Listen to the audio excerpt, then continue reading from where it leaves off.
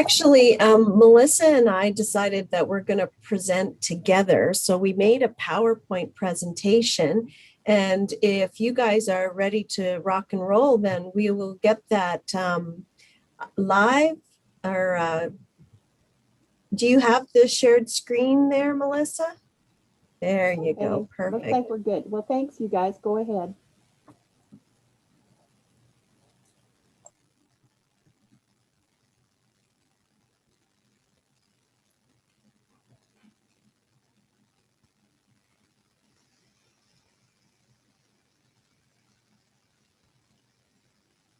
Okay, so thank you guys for inviting us to present tonight. My name is Wendy Farnsworth, and I'm the community support worker for FCSS, and I've been with the organization for 10 years this fall.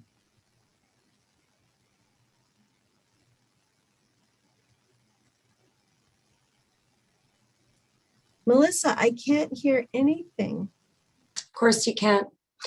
But you could probably see the writing below. I could, thank God you had that there.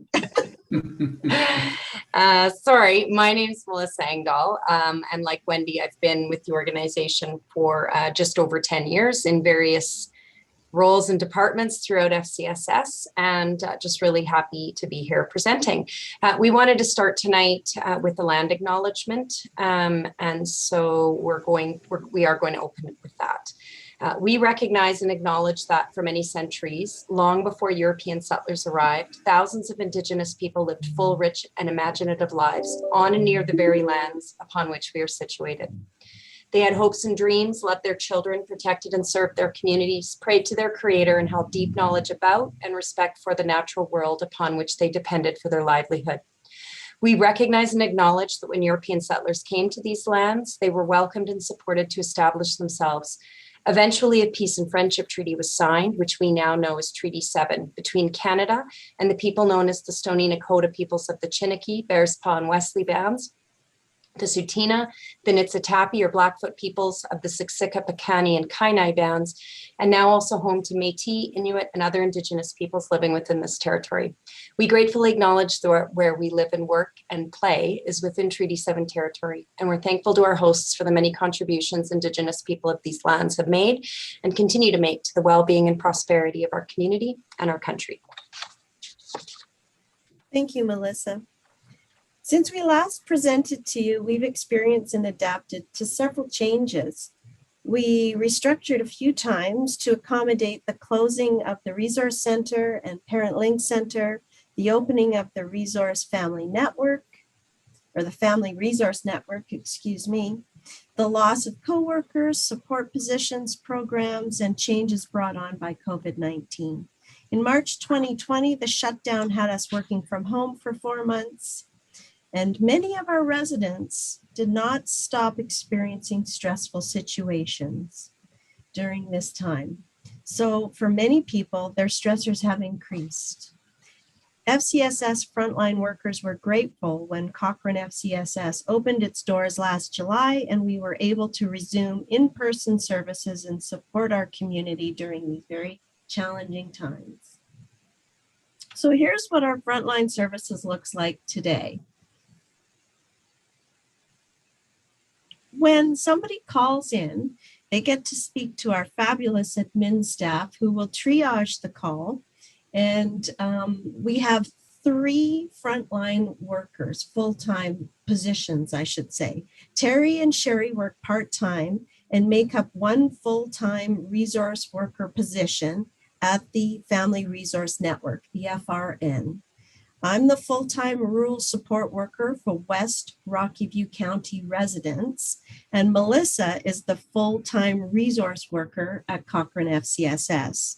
So when our admin staff triage the calls, they will put callers forward to the following people. Terry and Sherry support Cochrane families with children under age 18 at the Cochrane FRN office. I support rural families and individuals living in West Rocky View County, and I can see those clients at Cochrane FCSS or at the Bragg Creek Resource Office located at the Bragg Creek Community Center, or in-home visitation when mobility and transportation issues are a barrier for them getting into the office and when it's safe to do so. Melissa supports Cochrane individuals and families who have grown-up children ages 18 years and older at the Cochrane FCSS office. We all serve our clients the same way, whether they are seen at the FCSS office, the FRN office, or in Bragg Creek. We use the same process, have the same philosophies, and work as a team. We cover for each other when we're away, and we support each other when dealing with complex cases.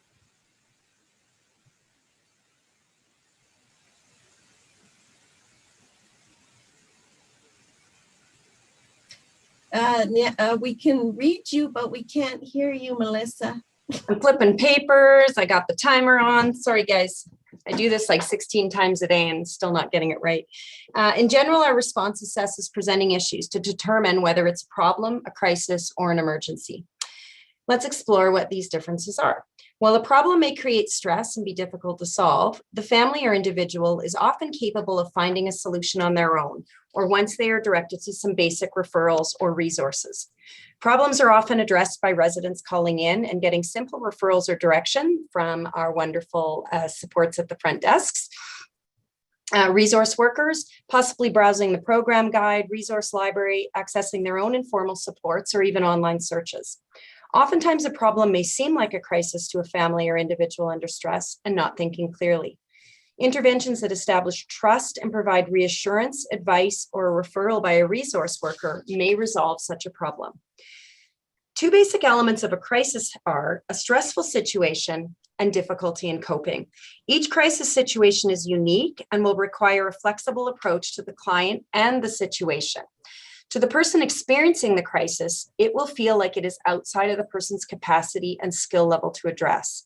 Oftentimes, as frontline workers, we're able to intervene and provide supports that prevent a problem from moving to a crisis, or to supporting someone through a crisis to avoid it escalating to an emergency. An emergency, on the other hand, is a sudden pressing necessity, such as when a life is in danger because of an accident, suicide attempt, or family violence. It requires immediate attention by law enforcement, CPS, or other professionals trained to respond to life-threatening events. If a situation can wait 24 to 72 hours for a response without placing an individual or family in jeopardy, it is a crisis and not an emergency. Just because we don't necessarily do emergencies, it doesn't mean we don't have to respond to them or work to prevent them. Oftentimes, the client we are supporting with crisis can quickly escalate to emergency.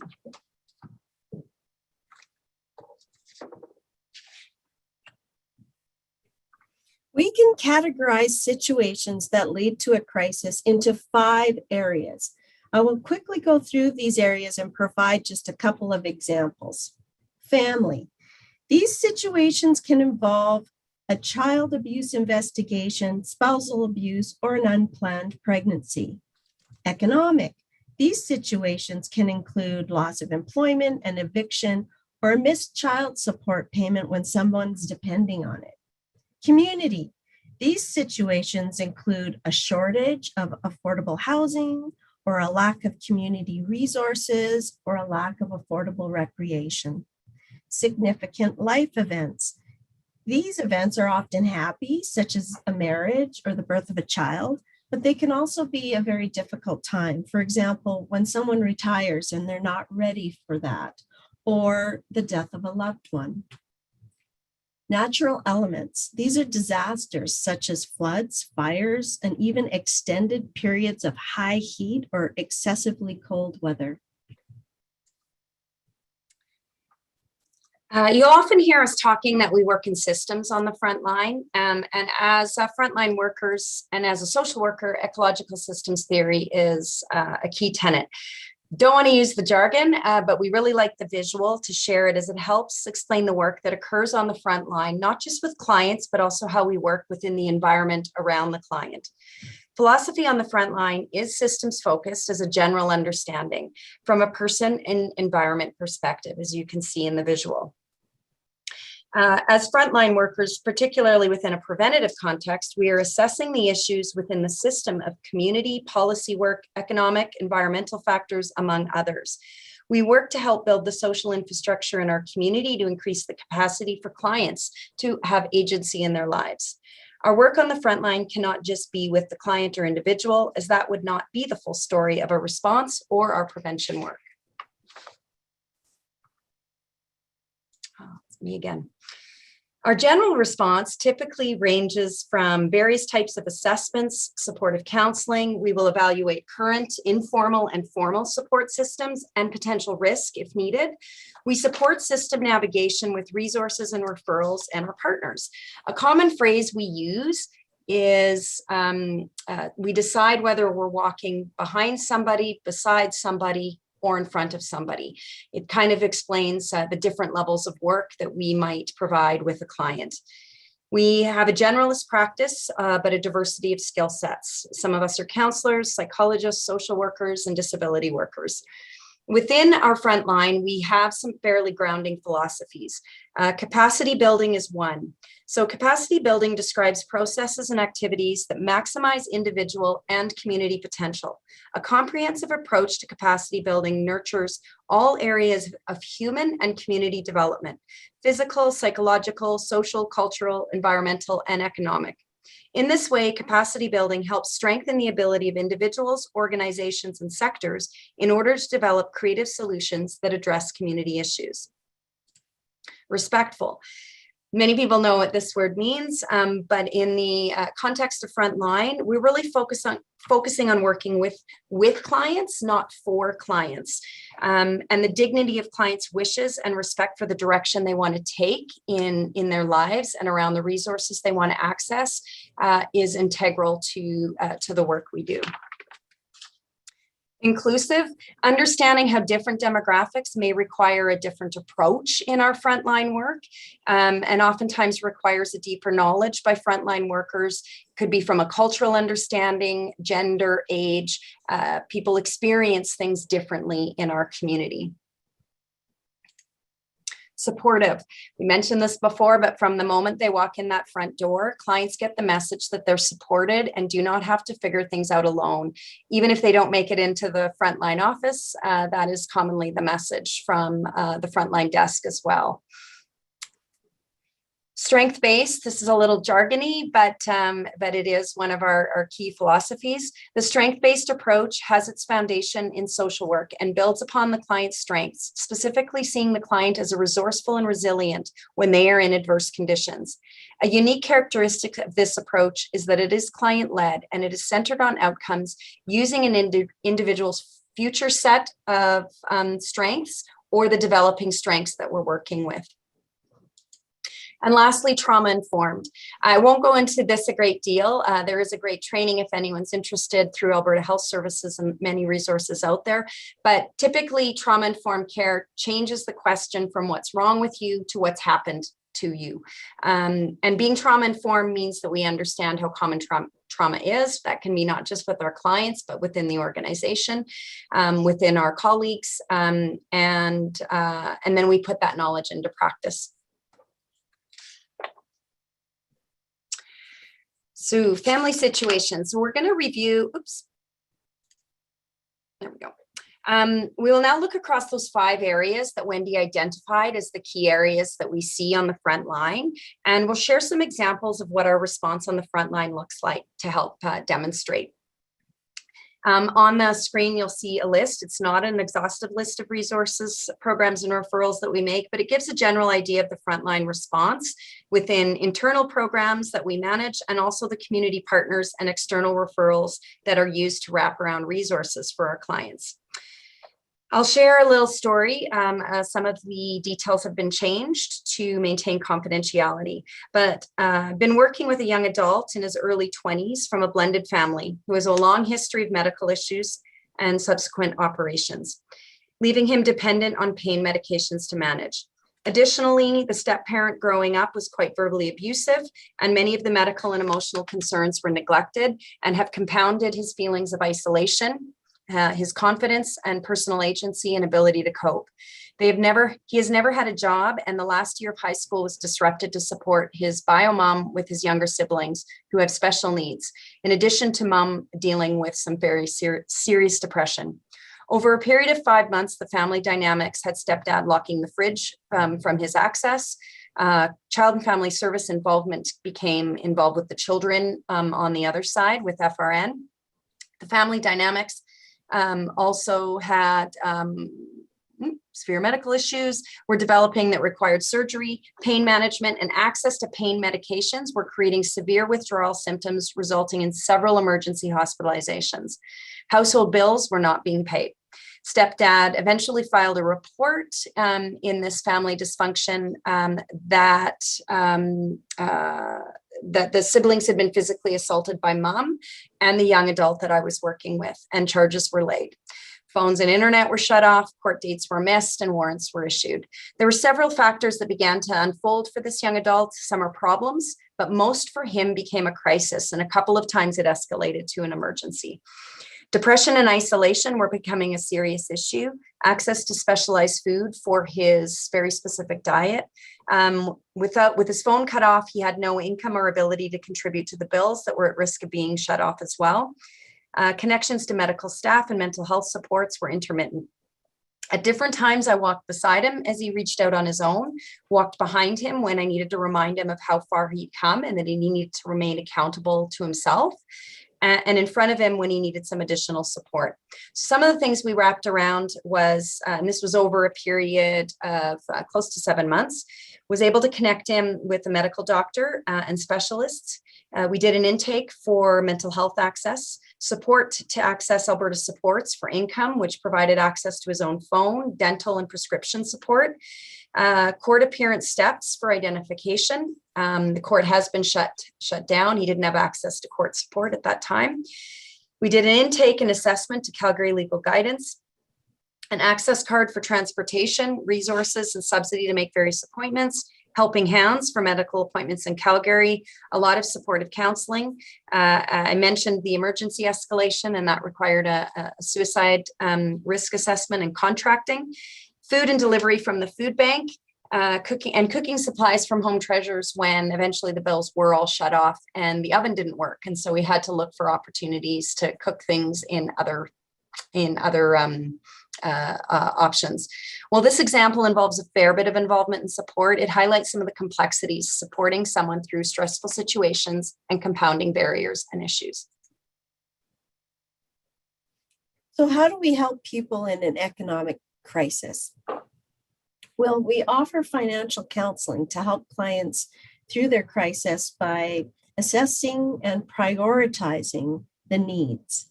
And then we talk about appropriate solutions and resources. This particular slide includes a list of internal and external resources, which we most often access. But this list is not complete because resources and availability can change. Also, the needs of our clients can also fall outside of this box, requiring a lot of creativity on our part. So when a client is facing an economic crisis and we work together to prioritize and create a solid plan, these plans can often include emergency funds. And this can help a client move forward in their plan. But we're very deliberate about this work because we want to support the client in succeeding versus putting a Band-Aid on the solution that could possibly lead to another crisis. What we're currently seeing a lot of right now is that many people have to move because their landlords are selling or sold the rental property because houses are selling fast and at top dollar right now. Renters are left with having to find another affordable place to live during a time when affordable housing is in high demand. Cochrane Society for Housing Options in Evergreen Manor have lengthy wait lists, and many people living on a low fixed income are now faced to rent a room versus renting a suite. With raising costs for basic needs and rent prices increasing, people on low fixed income are facing some tough financial challenges right now. I have another example of someone that I recently helped, and it was a client who belonged to a street gang well known for drug trafficking. He wanted to break away from this lifestyle and needed to flee when it was no longer safe for him to remain where he was. He moved in with a friend, but the situation was temporary. So while working with frontline workers, the client was connected to Prospect, who pays students an income so that they can continue their schooling when they live on their own. He was set up with our access card so he could purchase cold bus passes at a discount. He completed our 12-hour Rent Smart course, learning how to successfully find and secure a place to rent and focus on staying housed. And this is because he now understands his responsibility as a renter. He received a certificate for completion of this program, which helped him secure housing over other potential renters. He accessed the food bank so that he had groceries after moving into his new place, and some gently used furniture and kitchen items were arranged and delivered to help him turn his place into a home. Through our firm program, the client learned how to budget. We had conversations about credit, debt, banking, and why one should have a savings account. And he opened up his savings accounts for the first time, or a checking and a saving account for the first time. And he is now saving for a car. And he got there because he was also connected to Employment Center, who helped him write a resume and practiced interviewing skills with him. So he found a part-time job shortly after that support. So he also struggles with PTSD from childhood trauma and violence. So we also make sure that he was connected to family physician and mental health supports. And he got a lot of supportive counseling on the way. I'm very pleased with the progress that this young man has made. He's really keen to have a better life, and he's followed through with his action plan. This young man is only 17 years old, and he's looking forward to a brighter future for the first time in over 2 years. So community situations. So frontline workers also do community development and program development to address themes that we see on the front line. Needs assessments and themes from the front line help to guide where we do our work, even in other systems. Community situations are often broader themes seen across other municipalities and counties, like the opioid crisis or youth homelessness, but responses need to be formed based specifically on what assets our community has to leverage and to use. Issues and problems can be similar, but communities are not built the same to address them in the same way. Some examples of how we formulated a response to community issues. Again, this list is not exhaustive, but we use some selective examples to provide context. Recently, we saw the importance of volunteers in our community being part of the mental health support and response to the COVID recovery. Obviously, they're important generally, and if Lyle's online, he's probably heard most of this presentation already as part of that presentation.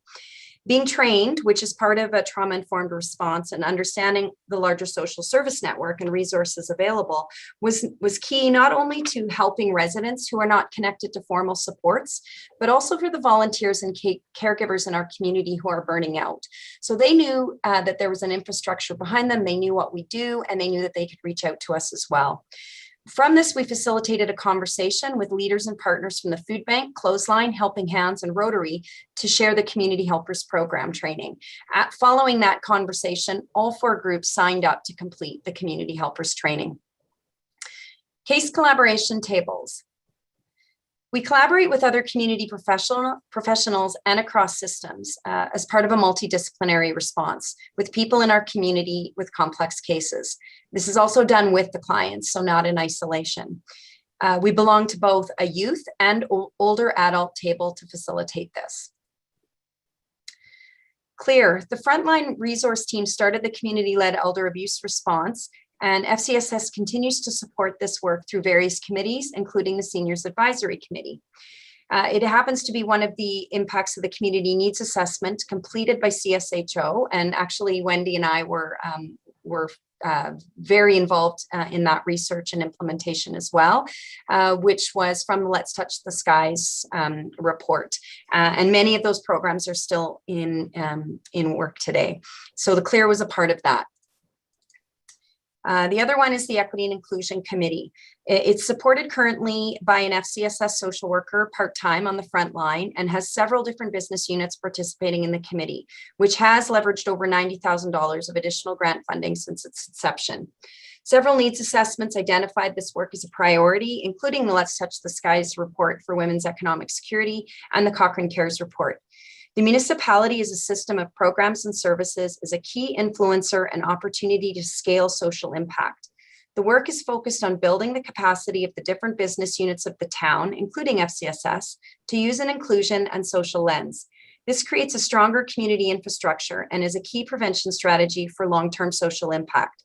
Some examples over the past few years included a focus on accessibility, which many have maybe seen the rolling audit, the Just Like Me Children with Disabilities in the School program, which was funded by FCSS and Rocky View County FCSS. The Inclusion Playground was developed in partnership with the committee and the Parks Department. We supervised a social work student with the planning department to complete an environmental scan and research regarding accessibility and universal design that was used for the land use bylaw review and other town policies. And the Make Good in the Neighborhood program helped to launch a youth engagement process now used in the schools to co-create and ideate mental health strategies with and for youth. Black Lives Matter was a global situation that had a local context as a march that was organized in the community, and residents were calling for more community education and training. Again, it was a community situation. From that, the E&I committee members brought forward a community civil liberties training to FCSS, and that community agencies and residents attended. We are in the process currently of developing an Indigenous reconciliation toolkit to support the specific calls to action for municipalities from the Truth and Reconciliation report. The community situation is ongoing, racism towards Indigenous people in our community, in addition to an absence of Indigenous voice and engagement in community needs assessments. Through the committee, we've built community, organizational, and relational capacity for Indigenous relationship building through ongoing Indigenous education, community events, and local Indigenous consultation and conversations. The recent news of the tragic discovery of 215 children at the former Kamloops residential school is validating the importance of the work that is needed within our community for these calls to action.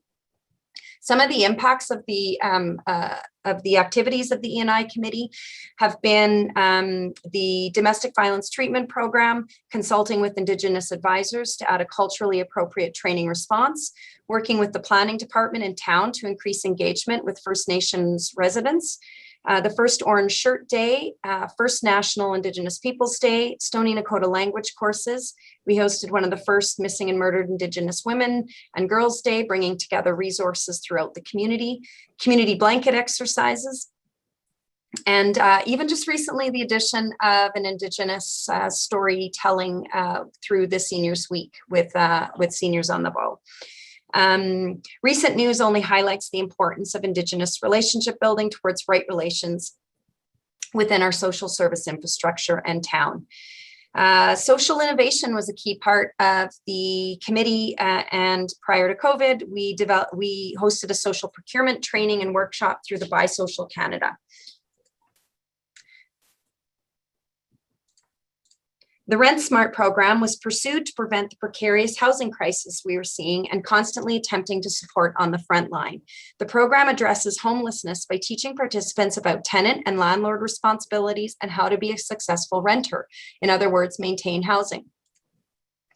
Rural community associations. Wendy created a group for rural community associations and organizations during COVID. Several of these associations have struggled financially with the mandated closures and have found support through connecting, information sharing, and working together.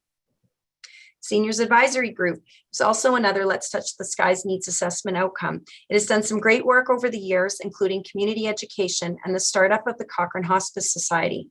This committee is currently focusing on addressing frontline issues for seniors through advocacy for addressing the shortage of family physicians in our community, isolation and mental health solutions for our older adults, and advocacy and supports for financial issues that our seniors are faced living within a low fixed income with rising rents and inflation. So significant life changes was the fourth area.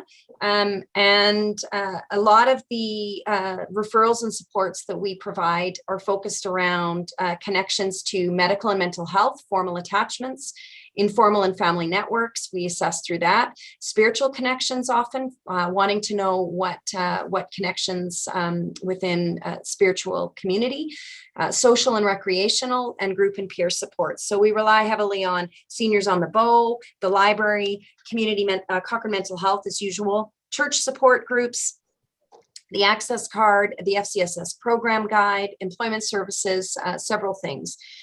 One of the examples I have of an older adult that I was supporting through COVID, she came in through an informal caregiver who brought her in, and this individual had a family member recently commit suicide, which triggered her to need to move. She signed a lease for 18 months, which was well out of her price range, though she at one point thought she had COVID, but went to urgent care to find out that she'd actually suffered 4 heart attacks and was rushed to Calgary. Costs of the heart medications were not manageable, even though some were covered by Alberta Blue Cross. And transportation support to appointments was weighing on the caregiver that was supporting her, and who was also dealing with a lot of her own struggles at that time. This client was fiercely independent, requiring a lot of walking behind and beside, and I wanted to honor her dignity and agency in her own life.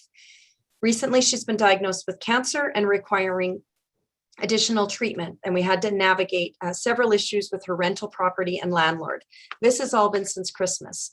Some of the programs that we were able to connect her to was the Instrumental Needs Program, which at the time it was through an ARDN grant in partnership with Cochrane Society for Housing Options, access to food, helping hands for transportation and appointment support, forms, and more forms, and online support from CRA, the Cancer Society, specialists, housing applications, landlord and tenant dispute resolution processes, and Alberta Environmental Health Services and complaint processes due to the situation within her unit.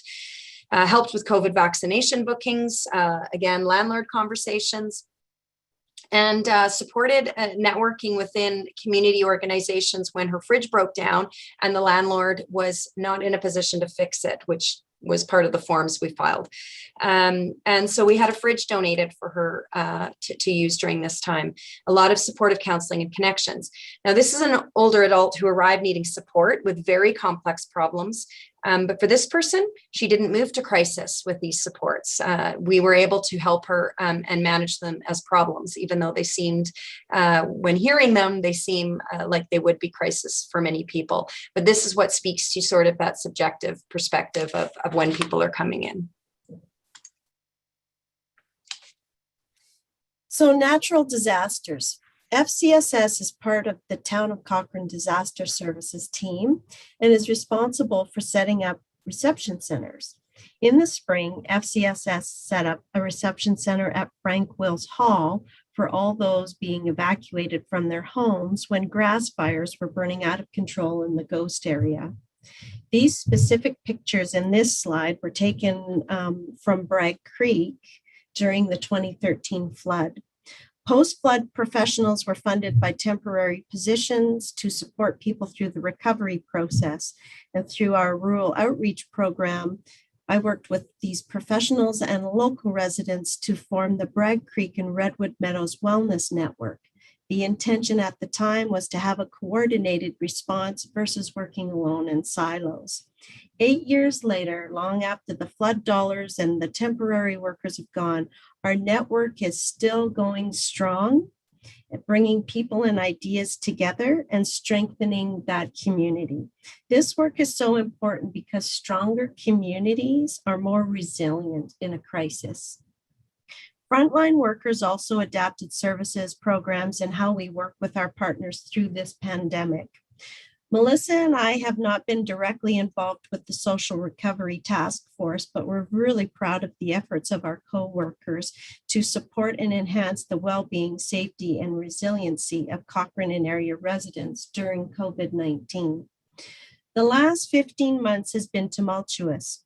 Our communities and our residents have endured unexpected challenges, some positive, some negative, It depends on everyone's personal and unique situation. The service and support FCSS has been able to provide our residents and our communities through COVID-19, while other organizations have kept their doors closed or their services limited, is something that we can all be very proud of.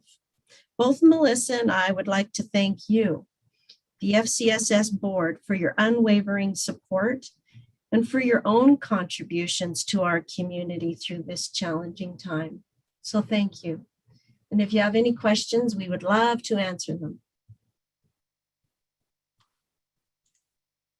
Well, thank you guys. That was an awesome presentation. And wow, the information in there is just mind-boggling. Thank you so much. It helps us immensely to see it like this and then to have a better understanding. So we appreciate that. I'm going to open it up to the rest of the board members to see if there are some additional questions that anyone would like to ask.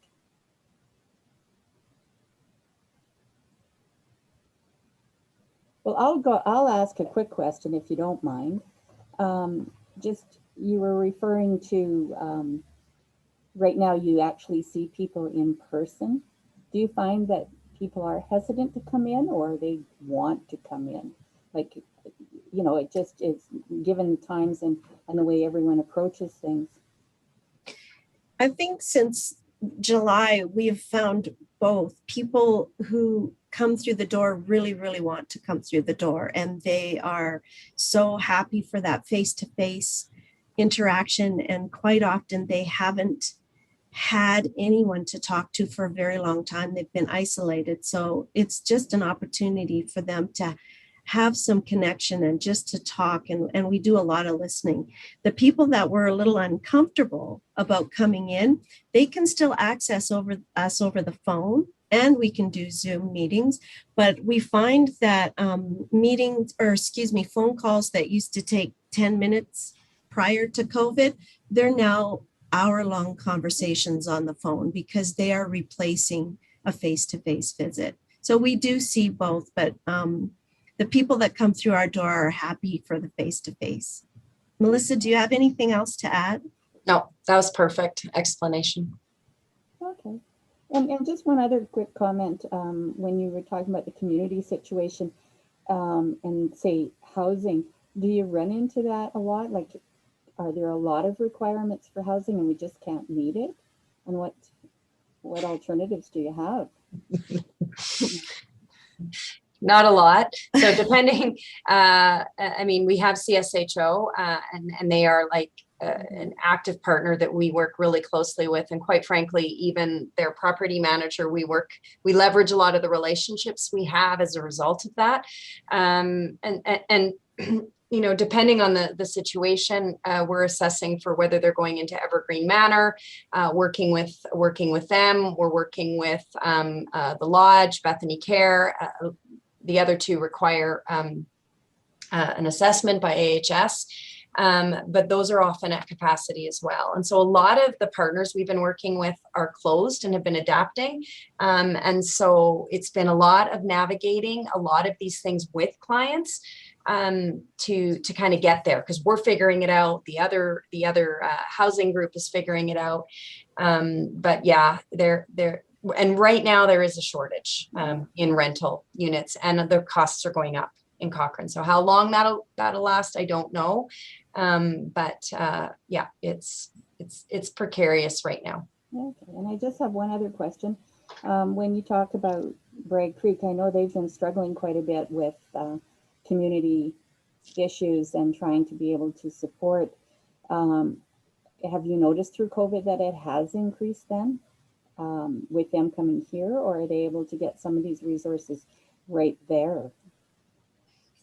The people in the Bragg Creek area are able to access the same supports that we have here. Even though the Bragg Creek Community Center has closed its doors, there were lots of times when the doors were open for me to meet with clients. And so the community still supported that. There has been a bit of a decrease in how many people in that community did do face-to-face visits because we have been able to have conversations over the phone, but the resources and the access to resources is the same. Did that answer your question? No, I was just wondering how, like for the Cochrane Hospice Society now, we're trying to establish some contact with the community.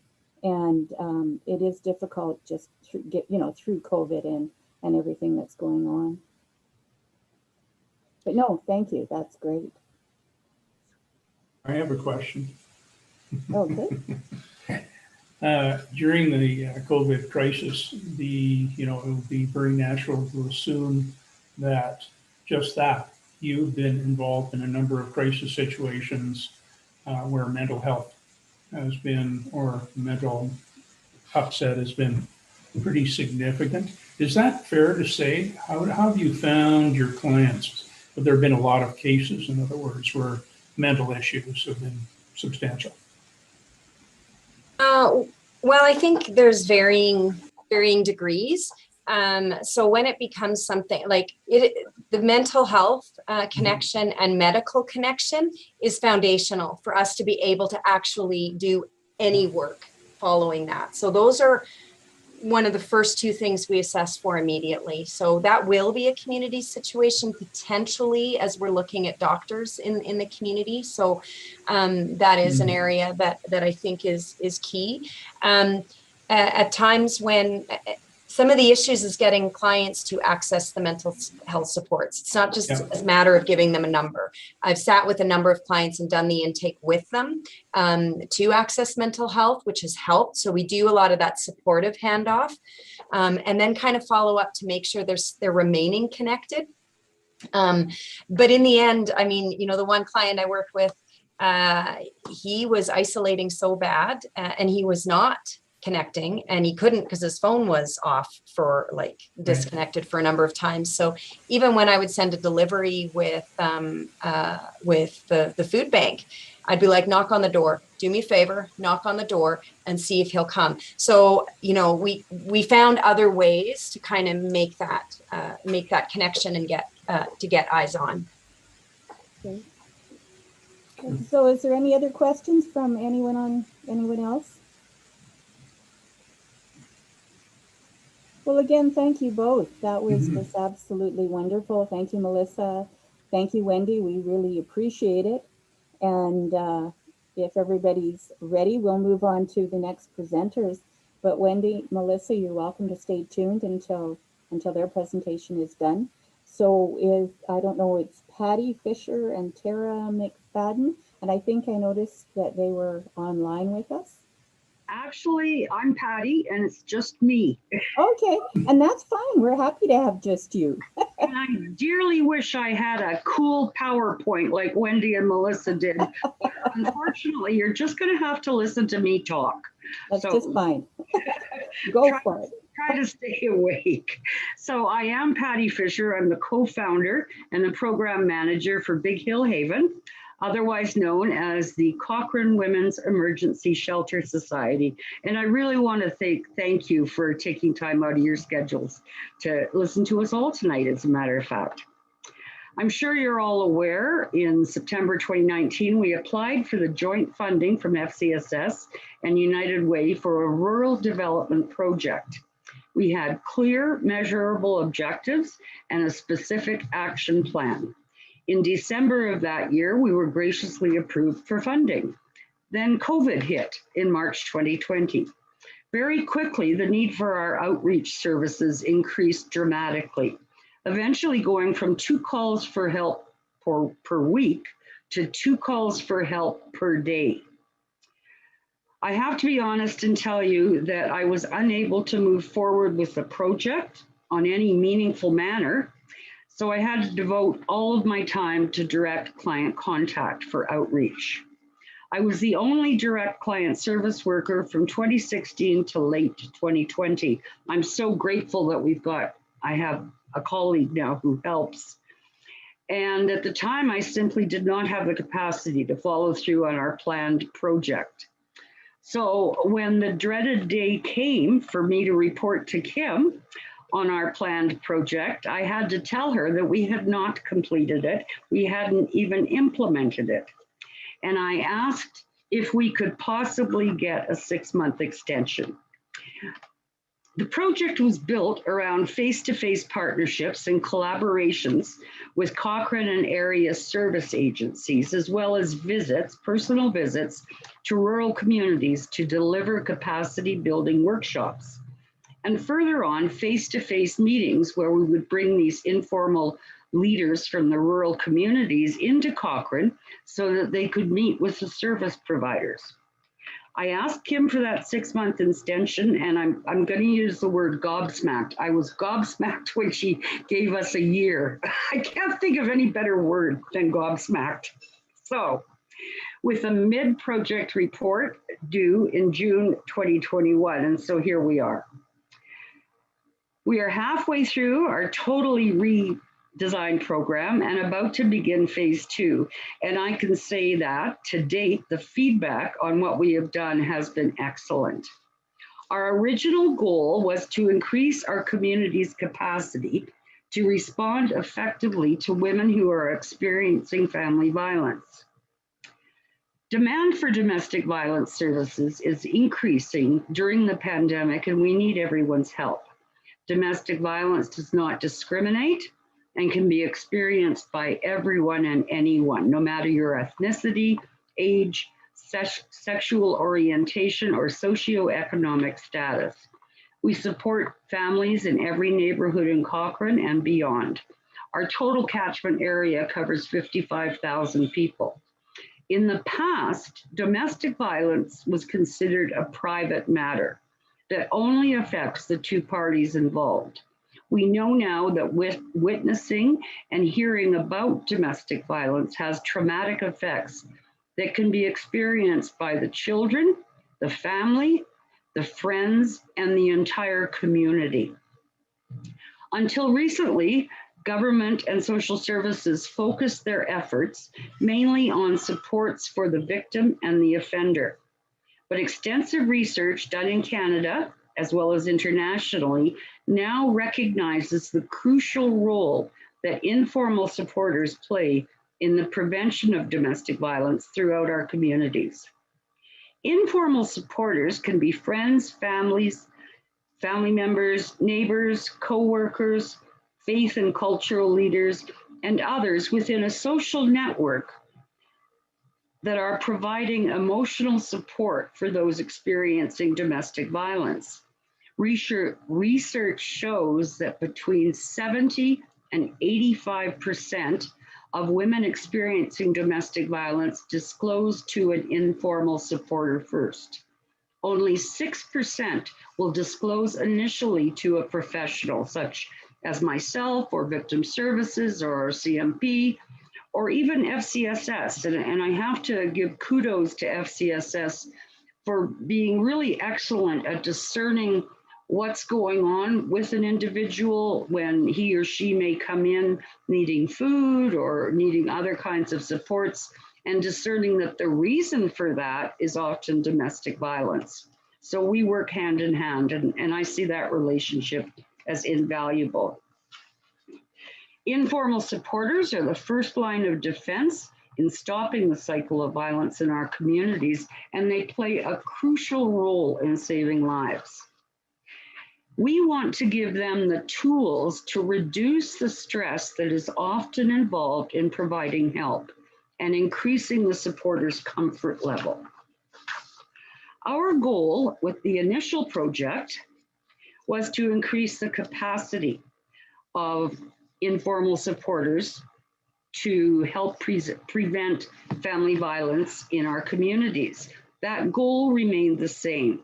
We moved to a totally virtual platform and named the project Supporting the Supporters. In 2012, an Alberta study determined that in every hour of every day, a woman is a victim of some form of violence by an ex-spouse or ex-partner. More than 74,000 Albertans have reported physical or sexual violence, by a spouse or partner in the last 5 years. And we know that the reporting rates are very low. Alberta has the second highest rate of self-reported spousal violence in the country. And between 2000 and 2010, there were 121 deaths of intimate partners in Alberta. Our project supporting the supporters has two parts. Initially, we identified a number of key stakeholders, both in the Cochrane town site, Stoney Nation, and a number of rural Alberta communities in our service areas. We sent a formal invitation to them with a registration link. The first part of our project is a free workshop series that has been delivered via a Zoom webinar platform. And the second part is a series of community forums. I'll talk about the workshop series first. It's 5 1.5-hour sessions, evening sessions, and anyone who attends all 5 receives a certificate, because that's a huge achievement, especially in this glorious weather. The first 2 workshops were on May 5th and May 12th, and they were titled Recognizing Domestic Violence and Responding to Disclosures of Domestic Violence. And they were presented by an expert from the Calgary Women's Emergency Shelter. The third workshop on May 19th was called Referring to Local Resources, and that was presented by Wendy and Amanda of Cochrane FCSS and Cochrane FRN. Thereby, we've given them the 3 R's in terms of recognizing, responding, and referring. Very simple, but hardly anyone knows this. The fourth workshop was on May 26th, Unpacking Masculinity and Engaging Men and Boys. And this was presented by the Center for Sexuality. And that was about the myths surrounding gender roles, masculinity and femininity, and how can we invite our partners, the men in our community, into a safe space where we can begin to talk about solutions to this problem. June 2nd, which is tonight, what happens when RCMP have been called? And that was presented by Cochrane and Area RCMP and Cochrane and Area Victim Services. So I left there to come here. Our partners are leaders in the topics they presented, and we have engaged a number of community stakeholders. Our entire board has been involved in delivering this project. In fact, the mayor launched the initial workshop for us. We've had on average 25 participants per workshop, and our experience has been that the participants have used the question answer period in an engaged and thoughtful manner. I would even say a lively manner, but I don't know if that's the right word. Maybe engaged is the word I'm looking for. And as I said, the last workshop wrapped up tonight. So I don't have any pre and post data to give you tonight. Phase 1 of the project was aimed at building capacity in the community amongst informal supporters, and phase 2 of the project aims to build awareness in the community around preventing domestic violence in our community. So part 2 of our project is a series of community forums, once a month, September, October, and November. And not only will these workshops raise awareness, these are excellent networking opportunities which will help us build a network of informal community supporters that can support each other. This is hard work. And especially when it comes to a close friend or a coworker that you see every day or a family member, this is very difficult work. So we want to build that supportive cushion around the people that help us. The first panel discussion is in September, and the topic is, how can each one of us do something to change the conversation around domestic violence? We're going to talk about a number of different options and invite the participants to take one option and commit to doing that. we want to be accountable, and success involves action. We're not just talking about it. We're not going to sit around and debate. We're going to do something, we hope. In October, our second panel discussion is around dating violence and inviting men and boys to be a part of the solution. And our third panel discussion, and this works out perfectly because November is Domestic Violence Awareness Month in Canada. Our third panel discussion is what have we each done to make a difference? So we're going to challenge the participants to say, this is what I agreed to do, and this was the reaction or the response I got. And I think that's going to be absolutely fascinating. And the really exciting part of this is there'll be a graduation ceremony and a celebration, and we will tell you all what the next steps are for our project. Perhaps it'll be a yearly presentation, perhaps it'll be an ongoing series. There's all sorts of options, but we're looking forward to November already. It's going to be exciting. We wanted to have our graduation ceremony in July, but we don't know if we can all get together, or we want to do it with snacks and coffee and everything. So we pushed it back to November. It's worth noting that I'm only giving you a loose outline of the community forums, in that we haven't confirmed any of our speakers, but we have a dynamite list of options. There are some incredibly strong male role models in our community. We're going to be inviting them, and there are some experts in domestic violence. So it's going to be terrific what we come up with. Domestic violence is a complex issue that cannot be solved by a single organization. We need everyone's help.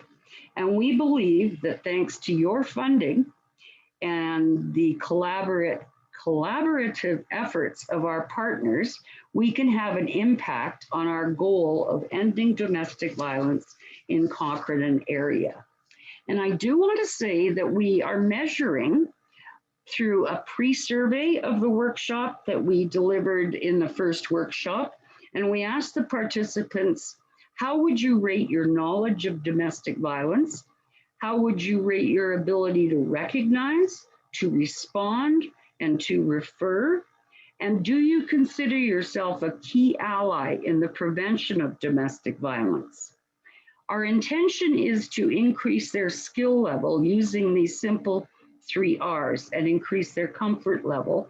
A post survey was just administered, just wrapped up actually.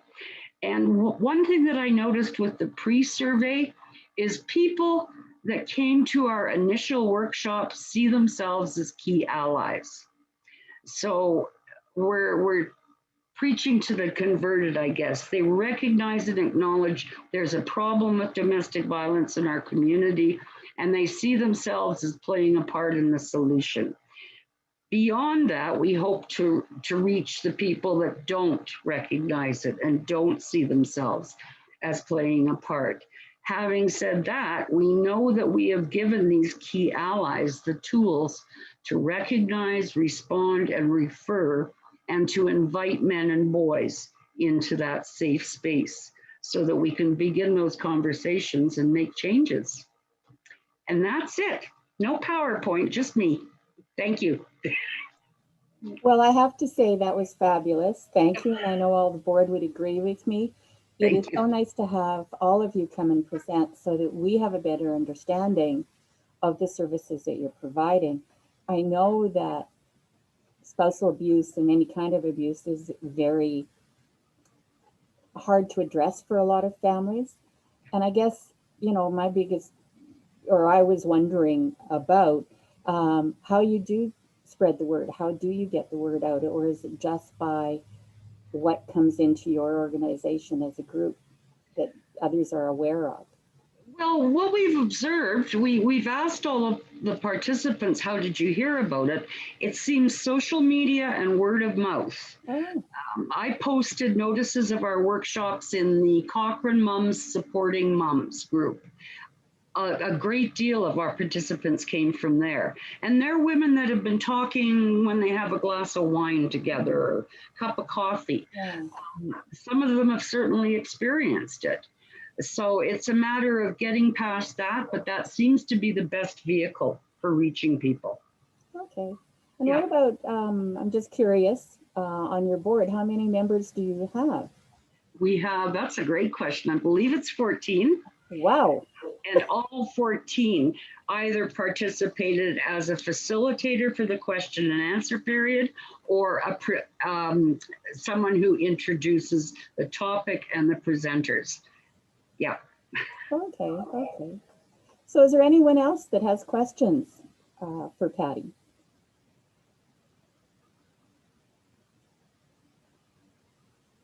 Okay, well, again, thank you so much. And this was extremely informative. I can't tell you how nice it is to have you guys come directly be in front of us, and we get to see you, even though we can't see you in person, which we all know would be something we would like to do. Again, thank you. And if you don't mind, I'm just going to pause for a moment and say goodbye to Ryan. He's got to bow out, so way you go. But again, thank you. Kim, do you have any questions here at all, or is there anyone else? I don't have any questions at all. I get the pleasure of working with all three of these ladies pretty much every single day. So Okay. great job, you guys. You guys all did a tremendous, tremendous presentation tonight. Yes, absolutely. Wonderful. And again, thank you all. We would love to have you stay for the whole thing, but I can honestly say to you, you might just want to go and have a wee glass of wine or something. Yeah. Works for me. Anyway, thank you again so much, and we appreciate. Thank you all. Appreciate everything you Thank do you. for the community. I know that you all of you tell us everything you do. It blows my mind away. Yep. I agree. I agree. Thank you again from all of us.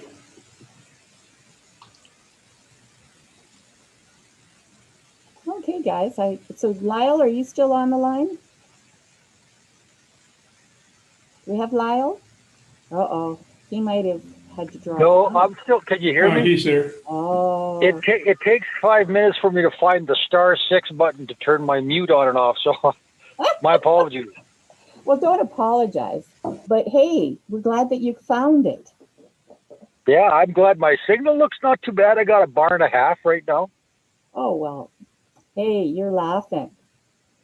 Okay, well, guys, we'll jump to the meeting. Marnie, good to have you on board. And looks like we're a little shy here tonight, but maybe we can move forward with some of the ideas. Are we okay, guys, for quorum? I got 4 fingers and Nicole nodding her head, so we're good.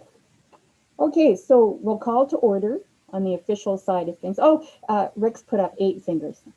So there you go. We're all Yeah, we're good to go, Mark. Okay. Okay, so first off is the agenda. Does anyone have any additions or deletions? Okay, can someone adopt the agenda? I'll move. I'll second. All in favor? Okay. And then adoption of the minutes. So we have to approve both April 7th and May 5th. Does anyone have any question on the minutes, or are we good? Can someone make a motion? I'll move Lyle, are that you we making the approve motion? both.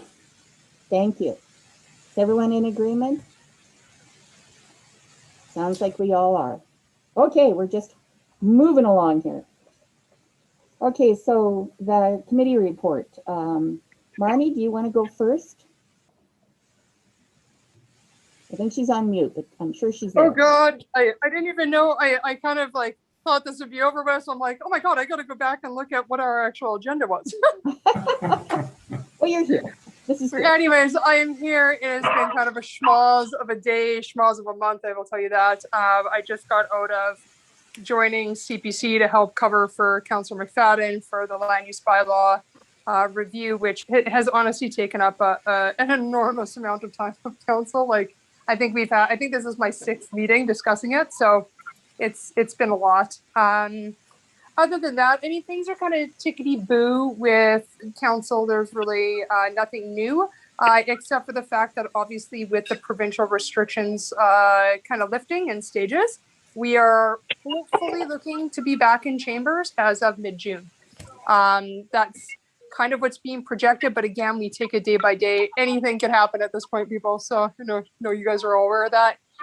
Other than that, I apologize for my quick departure at the last meeting when I thought my deck was going to blow up and I couldn't figure out what happened to exactly my barbecue. But anyways, we're all safe and sound. Let me see. We did some pictures. There's going to be an unveiling eventually. I'm not going to give it away at this meeting of the Transit Hub and Innovation Center idea. So that is coming. Of course, the town did lower our flags in respect to the deaths and just paying our respects to our Indigenous neighbors. So obviously we all take that stuff very seriously. There's been budget review.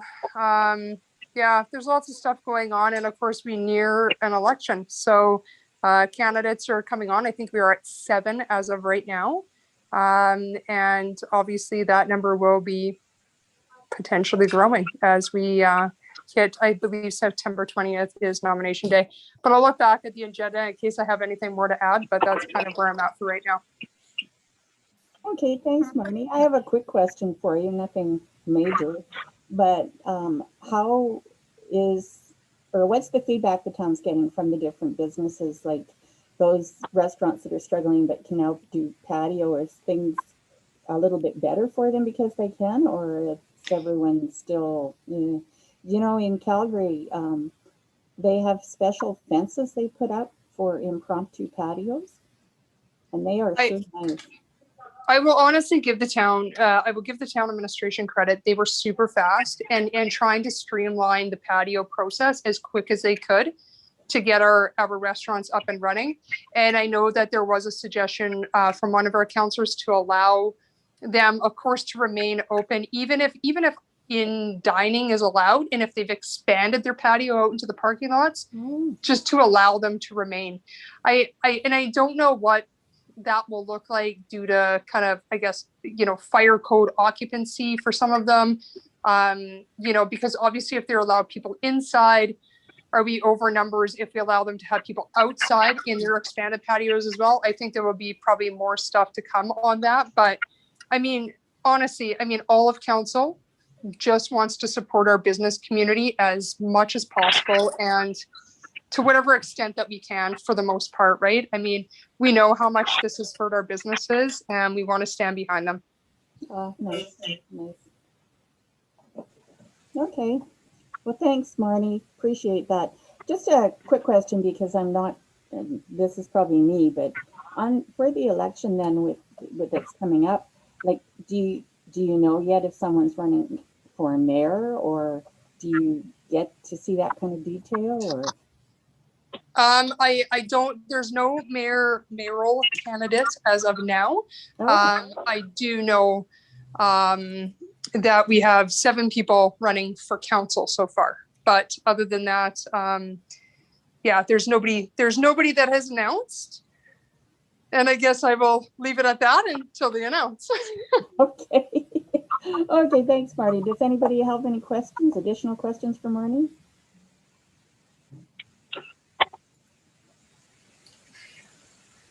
Okay, well, maybe we'll go over to Kim then. And Kim, if you want to give us your input. For sure. My report will be short and sweet because it's the top. You promise? Yeah. It's only what I actually thought about and did today that you guys are getting. So I didn't go back for the whole month or look forward. We have hired a new coordinator for the Family Resource Network, which is very exciting. That position has been vacant since Heather left in the beginning of April. So it's been vacant for a few months, and super excited that it's being filled. Her name is Amy Farley, and she'll be starting on Monday, June the 7th. So we'll be doing training and different things starting next week, but I think she'll be a really amazing addition to our team. She comes with a whole lot of experience and will be an amazing leader, and I think exactly what this team is looking for. So really excited about that.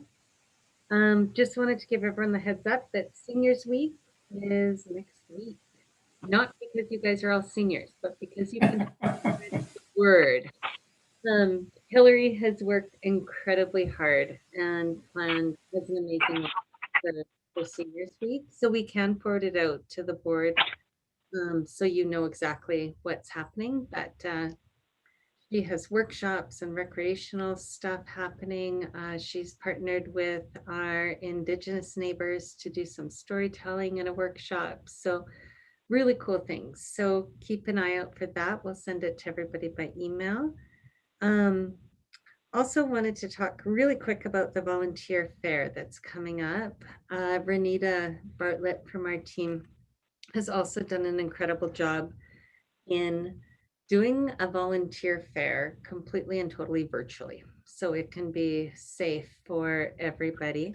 But as far as I know, as of last week, I believe there were 18 different organizations that were going to present. So every organization gets, I don't know, 15-minute, half-hour time slot to share about their organization, talk about what skill set they're looking for, a bit of a recruitment for volunteers. And participants can watch. It'll be recorded and available to try to help some of our nonprofit organizations with volunteer recruitment. So that's happening on 2 Saturdays, June the 19th and June the 26th. And that's it. Short and sweet, you guys. Unless anyone has any questions for me. I don't. When I guess when does the coordinator start? You said already? Monday, June the 7th. Monday. So you guys have room for this position, or? She'll be working over at the Family Resource Network. So yeah, she'll be leading that too. So she'll be working with a different building in FCSS. Okay. Does anyone have any questions for Kim? And Lyle, I guess you're on a delay or something, so we'll just give you a few minutes if you have anything you wanted to. Can you hear me now? We can hear you. So my only delay, Marg, is the delay. This old finger's trying to get to the buttons to unmute my mic. That's the delay. Okay, no worries. Age delay. But you're okay? No questions for Kim? No questions, thanks. Okay, no worries, no worries. So, okay, guys, we're on to new business. And we've got up here brainstorm, FCSS grant process, and prioritize. And Kim, feel free to step in here at any moment. But one of the things that we just wanted to sort of throw out to you was that perhaps in our grant process, when we go into it, one of the things we could focus on would be what are the current priorities for Cochrane and area. It could be mental health, it could be housing, it could be so many different things. And if we go into the grant process beforehand and sort of have an idea of what priorities we want to look at for the community, what might be priority, what might be something we want to focus on, we could then look at these different groups and organizations and approach it in a little bit different fashion to sort of say, here's where the needs are, or focus more on that. Kim, do you have anything to add? The only thing that we would need to give some discussion to, because we never actually came up with a solid solution, is how do we define the priorities? This year, we talked about it being relatively easy because we've done a number of surveys through the Social Recovery Task Force, and we've actually collected some good community data. But we'd have to have a bit of a plan in terms of how do we identify priorities? What does that look like? Yeah, and what does everyone else on the board feel? How do we need a special meeting for that? Is it something we should maybe have put in an extra meeting for us all to get together? How would others like to approach it, and what would you like to comment on too, as far as something like this would go?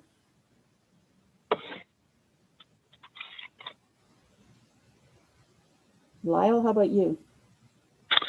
You know, it's going to be difficult until we know even how we're going to stick handle our way through restrictions on meeting as a group. Are we doing this live? Or I think the idea, though, Marg, to have a clear format up front is going to make things a lot smoother if we're doing this distance. Marnie, how about you?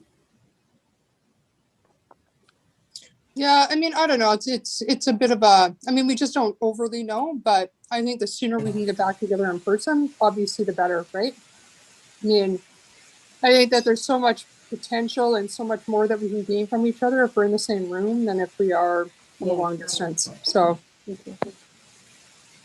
So I'd like Rick, how about to, you? Oh, sorry. I'd like to make a suggestion, and that is the Social Recovery Task Force. And so many kudos to the two pros here online, Kim and Nicole. I mean, when it first came together, I even sent a note to Kim on it with regard to, how well structured it was.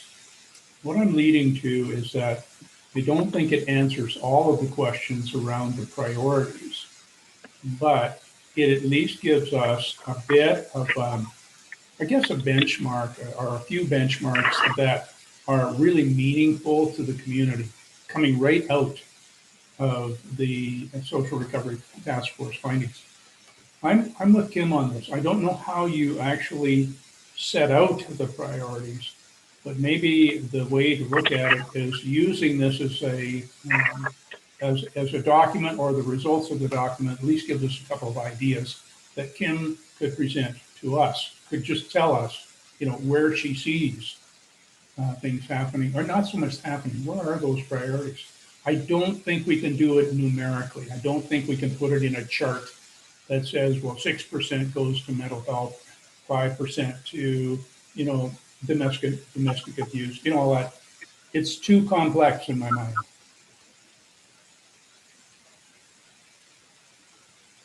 Oh, Mark, you're muted. Okay, I'll try this all over again. You're absolutely right, Rick. I think our intent, though, was just to not so much put percentages on, but just be aware of where we are for needs in the community. And again, yeah, we'd need a lot of help, I think, from Kim and group for that. And we, originally thought of things like the needs assessment, and some of the things that FCSS does with the community to sort of get some assistance with what are the critical issues affecting things right now. Kim, Well, I oh, really like the idea, if I can interject. I really like the idea just from another perspective, and that is I don't think we're able to do it scientifically, but I'm just getting at some of the groups that we have funded in the past. What happens if we decide to, via the social recovery workforce findings, we decide to really shift the priority, say, to take it as an example, mental health in the community, whatever we pick, or group of 5 or 6, it's going to let some out at the other end of the spectrum. Are we comfortable with that? That's point A. I would say I would be comfortable, but we haven't done it yet, so I'm posing a few questions to the group. and I think that's the big question we need to brainstorm, to be honest with you. I mean, again, it's hard to say. We've always said to some of these groups, if we're going to cut them back, we should be giving them a letter ahead of time.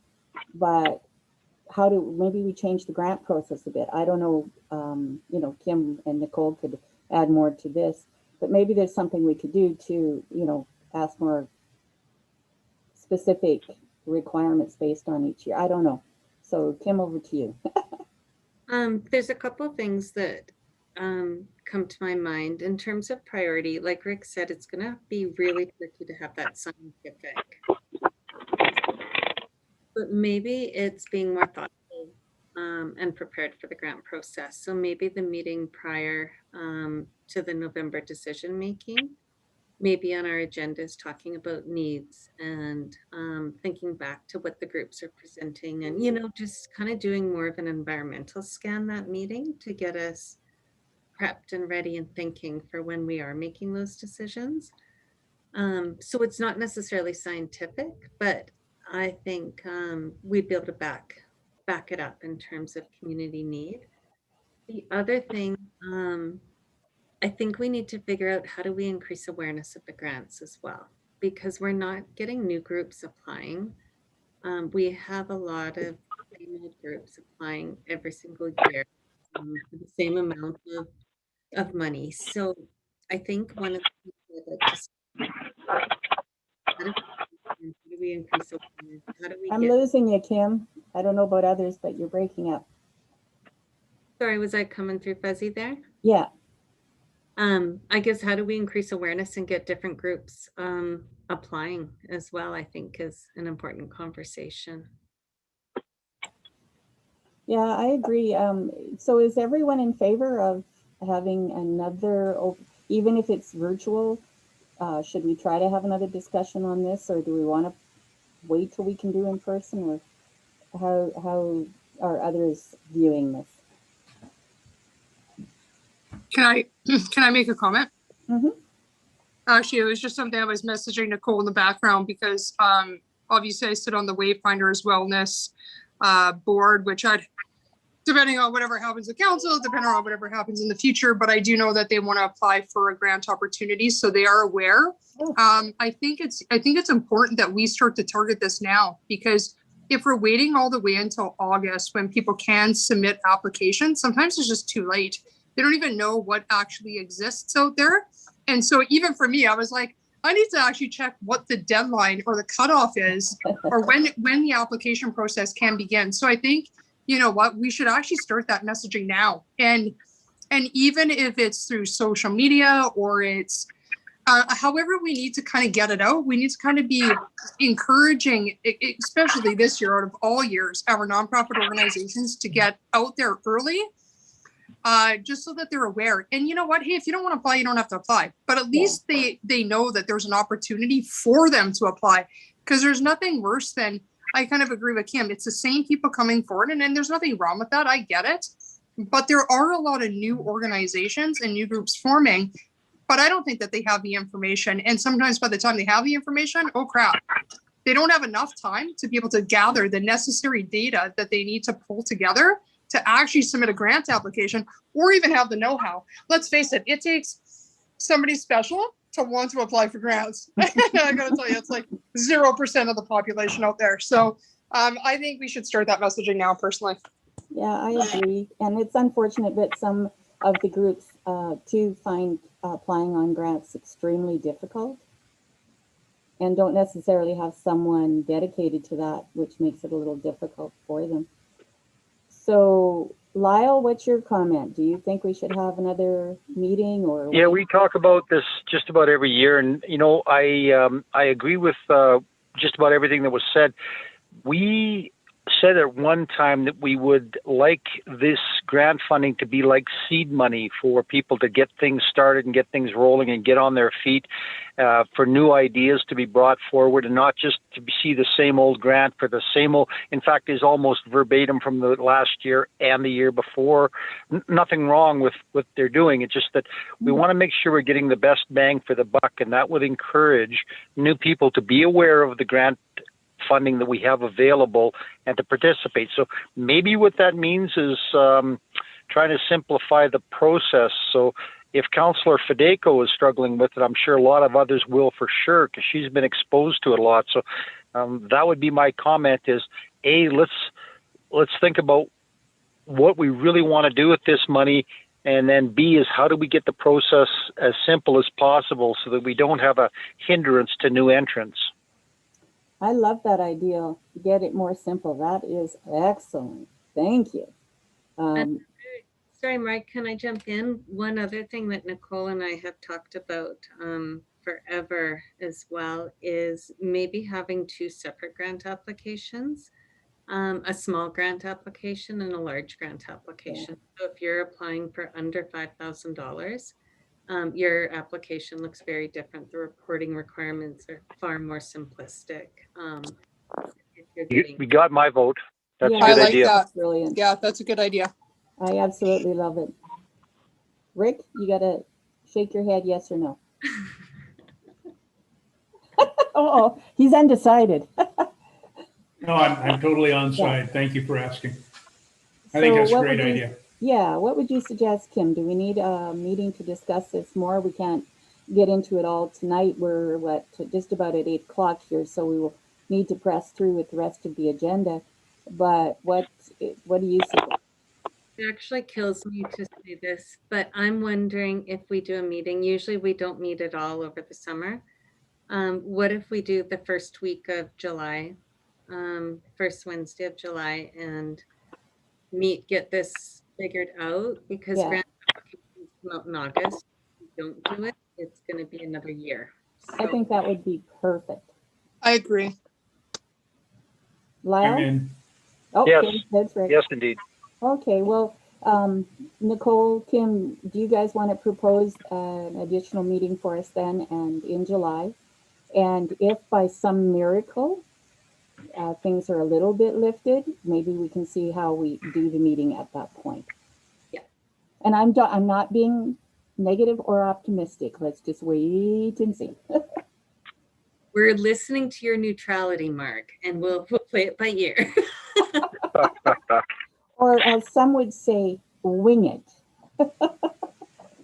Maybe that's an old expression and I've just dated myself. Okay, well, let's table this for this meeting, if everyone's okay. And the other item on here that we wanted to discuss with everyone was just the current agenda and the agenda items that are on here, and especially if we could on the standing items. We bring them forward, but we really don't have a lot to contribute. And what we were thinking is let's have the standing items be almost blank in some ways, and maybe someone can let us know if there is something that they would like to discuss at the meeting. We could add it there. Or we're open to suggestions. Kim, Nicole, I know you guys had some great ideas around this as well. So please contribute. I'll open it up to the group. Oh, that sounded so official. I love the idea. I think Okay. I don't mind at all talking about caregivers. Everybody knows that we're involved in that, but we don't Yeah. have anything planned at this time. So rather than taking any time at any meeting, I love the idea that maybe in September or October, I let you know ahead of time that I'd like to give people an update, and that's it. Other than that, we move on. So is that okay with everyone then? We could just have under that something like, Nicole, help me out here, pending items or items that may be for discussion. That could also be brought up in the round table as well. Yes. Oh, That's a good idea. Mhm. Excellent. Yes, yes. Then if you forget to let us know and we miss sending the agenda, then that gets brought up then. Yeah. Look at her go. She solved my issues today getting into the meeting. She solved Lyle's issues getting into the meeting. Oh, I'll tell you, we're lucky. And I think too, the other thing, and Kim, Nicole, help me out here. We were also wondering about the roundtable items, and perhaps we should move that to out of camera. When we do roundtable, my suggestion was to keep it professional. If there's anything professional that you want to share, Yeah. especially just right now while this is being recorded. Yeah. I just want to protect people's privacy and what people are sharing, because we are recording and streaming it out to YouTube. So if we keep the circle part just more professional, then we can shut down the cameras and we can have our personal, but just to respect everybody's privacy, because the Good idea. Yeah. whole world can watch this. Okay, well, then we've got consensus on that. We're good. And is there any, oh, yep. Back to standing items, I think fundraising should be something that we keep on just as a reminder somewhere on the. Okay, That's I think was- we're all open to that. I was actually Um, hoping out about that tonight. So as we see restrictions lift, I think this is a perfect opportunity where I would like to investigate doing a jail and bail this summer and get it finished. Because I don't know what's coming up in fall, folks. So I kind of think if restrictions are going to lift, we are allowed, that jail cell is big enough that we can have 2 people sit in that cell at a time. Probably, I would have to measure out, kind of the whole entire length times width area, kind of figure out what that looks like to make sure that everybody can physically distance enough if we need to. But I kind of think I want to forge ahead with this. I don't need a lot of help right now. I would probably just look towards the board to kind of give me that permission to kind of start to investigate what this looks like. And then I can keep everybody in the know, even if it's through email. Like I said, I'm not looking for any help right now. I would just want to get something going. And I would think kind of July would be sometime my target, because I think June is just going to be too tight and it's going to be kind of full of chaos between kids finishing school, people not knowing what's going on. Let's try to get as many people vaccinated as we can. But let's not delay this, because I don't want to say, hey, let's do it in September. Because in September, I honestly don't know if we're all going to be shut down again. So, I mean, if we have a window, let's just get her done and let's plan a weekend. And I can arrange, enough people to kind of carry it through. I think maybe hosting it over 2 days somewhere outside, obviously, would be the best for us right now. And I can kind of plan out who I think would be, key people who could gain a lot of money. And then let's start to raise some money for the United Way again. That's kind of my suggestion. I just need you guys' vote to say, go for it, and I'll keep you posted. Well, it sounds like a wonderful idea to me. Thank you. I'm in. Go for it. I'll make the motion. Do we need a motion on this? No. I don't think so. No. Yeah. But thanks, Rick. That was good. But I Marty, think it's a great idea. I think you're right. Forge ahead. Let's see what. Oh, crap. I work for the government, and our lights just went off. They forgot to pay their bill. Yeah, I know. No, actually, it's on a timer and it goes off every hour after 5 o'clock. Actually, Mark, you're a bit in the dark, but we can still see you. It's okay. So I'll go turn the lights on, and maybe we'll move on to the next item, which now I really can't see. Kindred Cochrane grant application. I'm going to be right back. I'm just running to turn the lights on. so before we move on, Marnie, we'll have to submit a plan to the ECC to do anything. So you and I will have to connect and come up with a plan that gets submitted to the town. Let's plan patio drinks. Yeah, Love it. well, we can. But I think it's absolutely doable, and we'll figure it out, even if we have to be creative and have people cuffed to either side of the cell or whatever. We'll figure it out. So Well, and I'll reach out to the corporal just on the side and just find out, if this could be done with municipal enforcement. Do we have enough people? Because it might be one person at a time, right? I think last time we had 2 people kind of arrested sometimes at the same time. That might not be able to happen, but I absolutely agree with you. I think it's doable. I'd want to probably plan like a backup date to a date, right? Just to make sure that in case we're rained out. With real estate, I can find us tents. That won't be a problem. We don't have to advertise it as a gathering of any kind. But I think, what, if we're going to do it, this is the time. Because I am kind of afraid that we might be headed towards some other type of shutdown in fall. And I just don't want to take that chance. I mean, if we have a window, grab it, run with it, and let's go. And just get it done as fast as we can. I gather we went back to the fundraising issue. Sorry, I just, paused there for a moment. But Kim, absolutely message me and we'll, in it, even if it's a 3-way between, maybe we can invite, oh my God, Chief Poley, right, to come sit in, or somebody else. Let's start to have that conversation and see what this looks like from a planning perspective. I think it can be safely done. And I can certainly start that email thread between us all and let, of course, Mr. Derricott know what we're planning in the background too. Yeah, we'll chat, Marnie, and come up with a plan for that. So we just can't overlook that step. So Okay, so that's on the fundraising, right? Or was this something else then? just protocols around fundraising. I have Okay, submitted okay. a plan to the town in order for anything to go through. So Okay. So that sounds like a good plan. So did we discuss then the Kindred Cochrane grant application? Oh, we did, okay. So this is not my item. Kim, I'm assuming you, so over to you.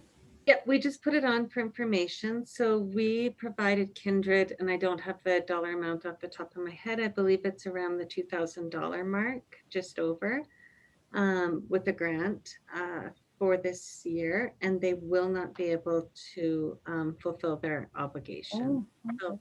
they've actually asked not to receive the money and just return it to us. They've got a lot going on internally with their board and with the COVID restrictions. They just didn't feel that it was good timing for them, so they've respectfully declined the grant that we provided. Okay. So is there anything we have to do from this perspective, or we'll just put that back into our slush fund if we can call it that? Yeah, we can put it back into our reserves. I do think we should have a motion though, just Okay.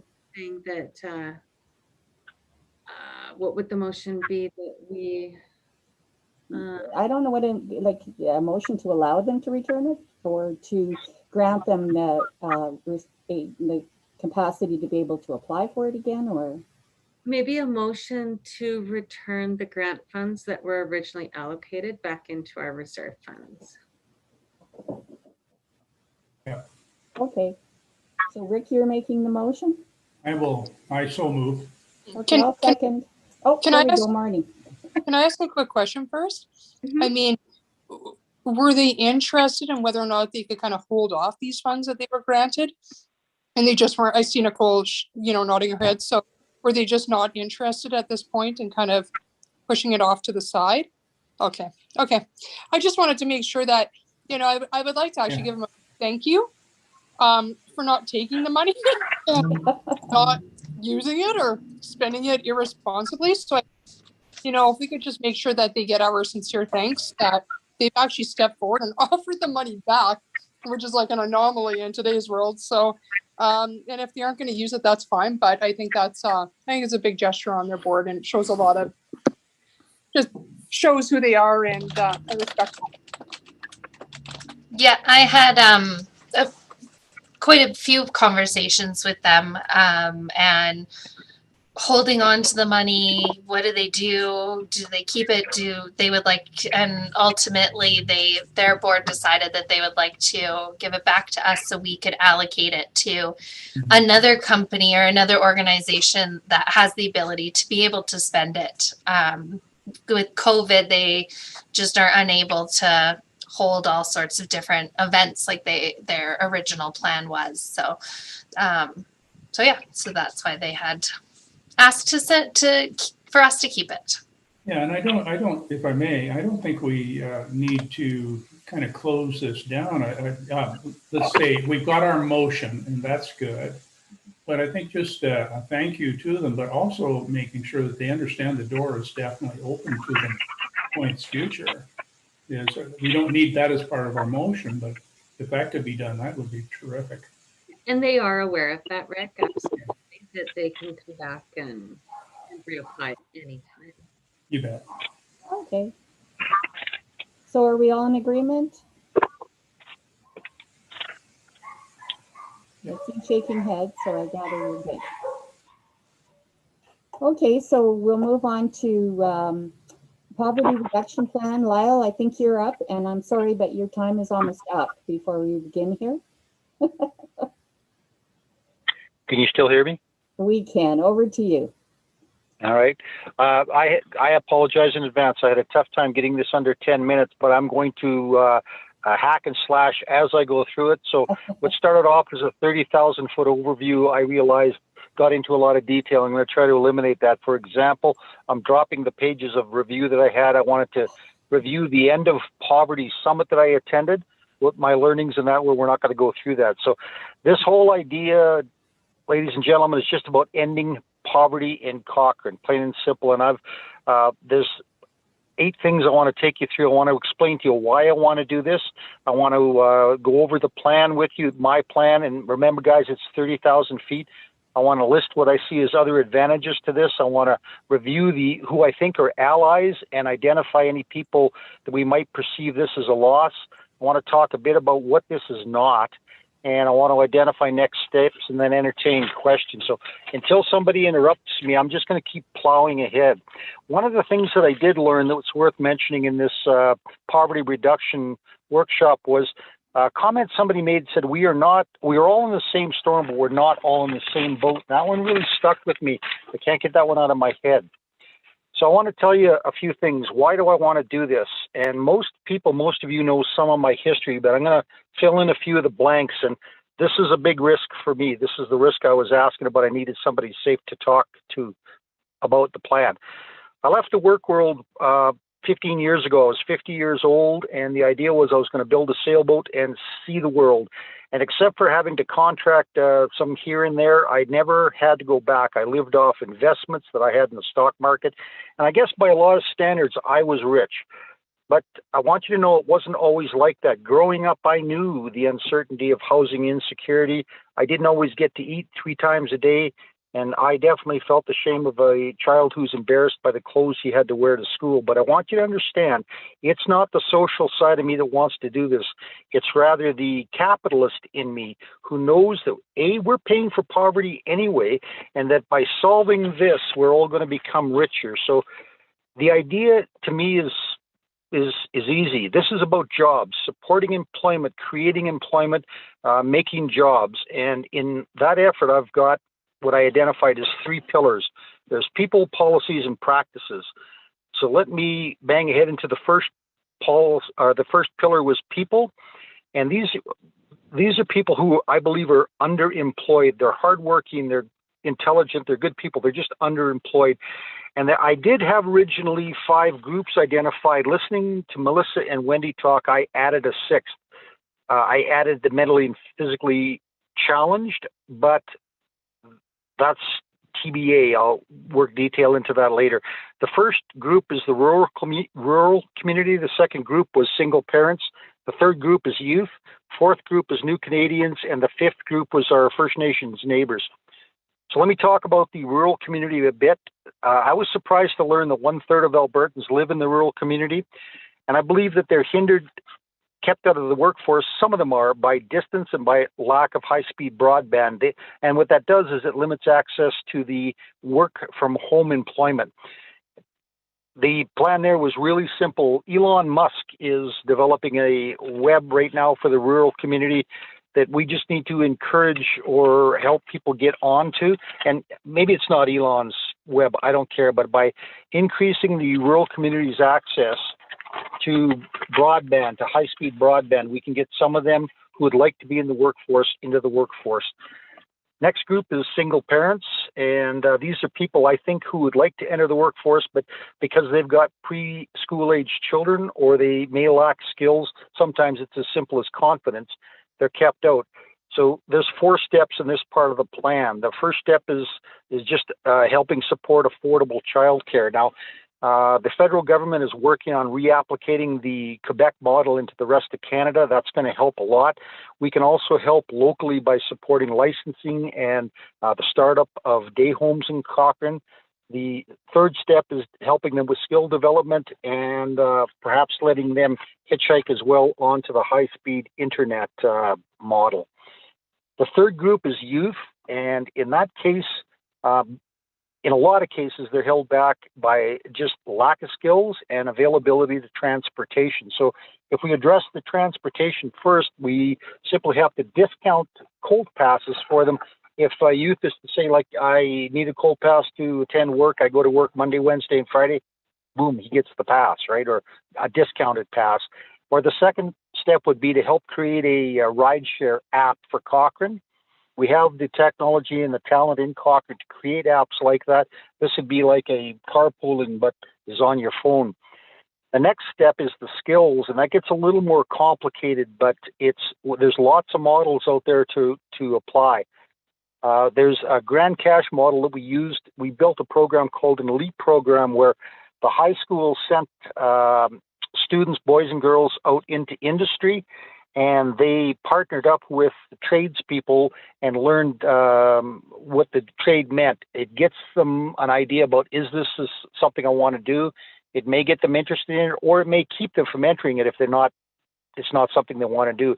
There was also the Building Futures program that I think Kingsmith Builder may still be involved with here in Cochrane, where high school students walk down the back alley for so many hours a week. I see them every day walking back and forth, and they actually do construction type projects that would be in a construction type environment. There was also a young man in Cochrane that I know he got a grant from, I think, FCSS. His name was Josh, if I remember right, and he talked to us at a group I belong to called Engaging Men, and he had a maker space idea that was a space that would teach skills as well to youth. And I think the opportunity in front of us right now is the Innovation Center. I think that we lobby to get a piece of that or something like that to teach these skills. The fourth group was the New Canadians, and what I see there is struggles with language barriers and the acceptance of skills certification to Canada or to Alberta. And so I think that by supporting English as a second language, not schools, but classes that are keyed specifically for employment, and by supporting them training and passing the Canadian and Alberta certification processes, we can help get some of those people into the workforce as well. And the last group prior to me adding the mentally and physically challenged was the First Nations. And I'm always embarrassed that they're really not, we've got such great neighbors right next door to us in Morley, but they're never really part of the community most of the time. And a lot of that is just access. And I don't know if so there's two steps here. One is get pulled out to Morley. And the second part is with this display center that they were talking about for the Innovation Hub, what if we got a First Nations-led understanding program where they led it, they did the training, and they did it on Mondays, Wednesdays, and Fridays. What it does for them is it helps them network into the Cochrane work world, but it also gives the non-First Nations community exposure to them. And I'm hoping that that would have some benefit. The second part of this plan was policies, and this I ran up the flagpole 5 years ago and didn't make any headway, but I'm hoping with support we could do it again. Our biggest employer in Cochrane is the town, and I'm always a little surprised that they don't have a Cochrane First policy. I know all of the things that they would say you can't do this, but you can if you want to. And the step is that we would draft a policy that says if we're looking for a candidate and two are equal, the Cochrane resident would get the job. And that's as far as you have to go. You don't put measures, you don't have to follow up on it, because just having those words in our policies will help get Cochrane residents, if they're qualified, the jobs. And then the second step to policies would be just to duplicate that into the Spray Lake Sawmill Sports Facility. The third pillar of the plan was practices, and that's got two steps as well. And one of them, step one, is something I also ran up the pole in 2015 or 2016 and kind of hit a brick wall. But in the poverty reduction workshop, I saw other communities in Canada that are actually doing this now, and they're being successful at it. And what you do is you just partner with your building community, and there's lots of builders in Cochrane, and you get them to agree that 20% of their workforce comes out of Cochrane. And that sounds radical, but these communities were doing it, and they were successful at it. I have done some follow-up with some of the people that led that. The second step in the practices is develop a literacy model that takes school to the young people. And this model would follow one that I experienced in Parksville, British Columbia. My wife was involved with it. And what they did, it was focused mainly on very young single mothers. These were young girls who had become pregnant, had a child, loved the child, but had left high school. And what they did is they took high school to them and didn't have a 100% success rate, but they were able to get some of these young people back into school or into the workforce from that. And that's a huge plus. step 4 of this, I said I wanted to talk about other advantages in creating jobs. And the first one is it increases pride. It solves some food security issues. It solves some home ownership, mental health. I was surprised to learn that 1 in 4 people in Canada suffer from mental health, and 4 out of 4 struggle with it. So we've all experienced it from time to time. Most of us, like me, won't admit it. That's all. This creates a lot less domestic violence. It creates stability in the housing market, and as Councillor Fedeko would probably support, that's really important. I'll give you an example. Is we had the 2020 Cochrane housing assessment from the town, which showed a reduction in most house values, and then boom, along comes 2021, and we have houses selling before we can get them listed. So stability in the housing market is good for everybody. It increases the tax base for Cochrane.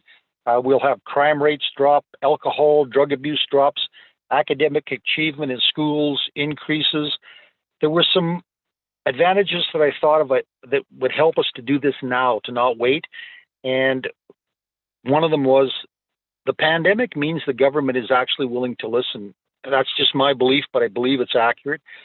Satellite broadband is very close. Colt has already talked about wanting to increase their ridership. Cochrane, I don't know if everybody understands, but has a good supply of unused fiber optic in the downtown core, and that could provide skill development with Wi-Fi and broadband in the incubator hub. There was a saying that somebody used that caught my attention, said, "Don't squander a crisis." And what the crisis we're in, I think, would be a shame to let it get away without coming out of it stronger. 5th step in this plan was the allies, and the people that I see here is the Boys and Girls Club, CSHO, FCSS, the town, the Social and Economical Task Force. The building community is an ally if they can see a win in this, and I think I know how to do that. The Alberta government would see this as a win because they would see this as a PR gain. The Alberta health system, the library would be a great ally. There's a group called Vibrant Communities out of Cochrane, a gentleman named Franco Savoya, something like that. Am I still alive here? Hello? Yeah, we're listening to you, Lyle. Franco. Oh, geez, I had this terrible thought that I'm standing here talking to this phone and people are walking by looking at me thinking, who's the old guy in the truck? I'm gonna bang through quickly the rest. So I also wanted to identify who might view this as a loss. And there are people that will see this as not good. To start with, I think the schools might. They'll see it as a loss of control. And every time I've tried to integrate educational development or learning opportunities with the schools, I ended up with turf wars. I see FCSS as should view this as a risk because this will be successful if we want it to be. And this will reduce the need for your programs in 10 years from now. The building community may also view this as a risk because what it does, it takes away their ability to contract always the lowest bidder and subcontract them, which is, by the way, part of our problem. But and current day home operators may see this as a disadvantage because it will be viewed as competition. This is unfiltered, so I know we're still being recorded. I'm going to kind of pause this back a bit, so this may sound disjointed, but I wanted to identify what this is not. And what I find is there's a tendency with programs to attract a lot of personal agendas. And this is not about climate change. This is not about residential schools. This is not about gender inequality. This is about jobs and creating jobs for as many people as we can, getting them into the workforce. Can you hear the pages turning here? Yep. So, sorry about that. I'm at the end. Here's the next steps is I think I would pick a name. There is some more research that needs to be done to support some of the claims that I just made. We identify the stakeholders, identify what success would look like. We would need to create measures so that as you're progressing, are you A, still on track, B, have you stagnated? So without measuring progress, you can't reward people who are participating in it, and you can't be sure that you're still on track. There's a saying, the last step, of course, is this needs to be taken to council. Without council's support on it, it would just be an uphill struggle. I want to end with a saying that I've always believed in, and hopefully you understand that this isn't meant to be a capitalistic mantra. It's something I've believed. You can't make poor people rich by making rich people poor. I do believe that by creating jobs, we all win, all of us. Questions? And then now I'm wondering whether I lost the connection again. Come on, guys, somebody do something here for me. I've got people looking at me out there front of, staring into my truck, looking at me, thinking, who is he? What the hell's going on over there? No, thank you, Lyle. You've given us a lot to think about, for sure. And we should probably discuss this at some point. We maybe need to put it on another meeting to discuss in more detail. But sounds like it was a really interesting workshop. Where would you like to, like Heather, that you said it needs to go to council. What else do you see would be our involvement? So here's what I need from you. A is I need counsel myself to make sure that I'm on the right track, because I know this will come as a surprise to everybody in this group, but I can sometimes get off track. Yes, I know that's surprising. B is I don't have all the answers. I think I do all the time, and that's my risk. I recognize the danger that brings. I think I know what the answer is, and I don't always. So I need that help. Plus, I can't do this myself. I'm a great point person to get things started. And as they drag, I have a tough time carrying them sometimes without support. So that's the third thing that I think I need, Mark. So here's what I'd like. Let's leave this. I've talked long enough now. Would you think about it? I'd like to give this 5 more minutes at the next meeting. Unfortunately, that's not. I guess we wait until September. Is that the next meeting? Well, we're going to have a special meeting in July. I think we all agreed, but that will be to discuss our priorities and stuff. So yeah, it would have to be. Mark, maybe we could do this now. You will not hurt my feelings if somebody in this group was to say, Lyle, nice speech, loved it to death, but let's drop it. I can take that kind of feedback. So do we carry on with this, or do we leave it? Well, open it up to the floor. Let's hear from everybody else. Could I make a comment? Yeah.